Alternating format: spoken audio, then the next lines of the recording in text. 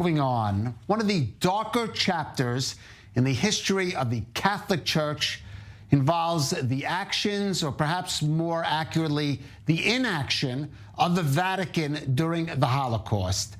Now, one big question surrounding the failure of then Pope Pius XII to more strongly condemn the Nazis for their persecution of the Jews has been just how much specific knowledge did the Pope have about the extent of their genocidal campaign. Now, a newly published letter that was uncovered in the Vatican archives that was sent by a German priest to the Pope's personal secretary in 1942 is suggesting that Pius did have some detailed information about the massive slaughter of the Jews being conducted by the Third Reich. Well, joining us now for more is David Kurtzer, Dupuy University Professor of Social Science at Brown University in the U.S. He joins us from the town of Harpswell, Maine. Professor Kurtzer, thanks for joining us. First of all, briefly, what's in this letter, and what is its potential significance? Well, the letter is important. It is a letter written in the middle of December 1942 by a German Jesuit, a very well-placed one, to a friend of his, the Jesuit Robert Lieber, who was basically the right-hand man of the Pope, of Pope Pius XII, with whom he met essentially every day. And in this letter, the German Jesuit from Germany writes of what is going on in some of the concentration camps, particularly Belzec in Poland, where he says thousands of Jews are being murdered every day and burned in the crematorium there. So what's new about this, we have much information that the Pope knew about the Nazi attempts to exterminate the Jews of Europe beginning very early on. He had very good reports. We know this in part from the newly opened Vatican archives, opened 3 years ago. And that the Pope refused when, for example, President Roosevelt in the fall of 1942 said they were getting horrifying reports of the mass murder of Jews. Asked the Pope, did the Vatican have any evidence that could help support this? And the Pope decided, despite the fact of having such evidence, that he wouldn't mention it to the president because he was afraid it would be used for what it was referred to as allied propaganda against the Nazis. So the Pope knew about the extermination of Jews. What we didn't know so much is when he would learn about the crematoria, about the gas chambers, and so on. So this does help us understand that aspect.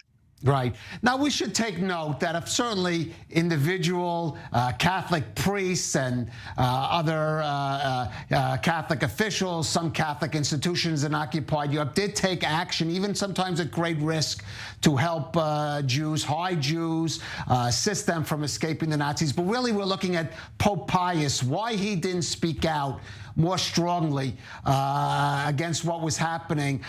What do you think? I mean, why wasn't he willing to take the step that certainly other figures, Catholic figures, were willing to do? Well, in fact, last year I published a book partly based on these newly opened Vatican archives called The Pope at War to try to answer that question. Some people attribute it to anti-Semitism in the Vatican, and certainly there was plenty of that. That doesn't strike me as the main rationale here for failure to speak out. In the early years of the war, the Pope worried that the Nazis were going to win the war. And in fact, there was very good reason to think they would, given how easily they conquered much of Europe. And before the Americans entered the war. Later on, of course, in 43, 44, the German troops were occupying Rome, and the Pope was eager to maintain amicable relations with the German military in Rome.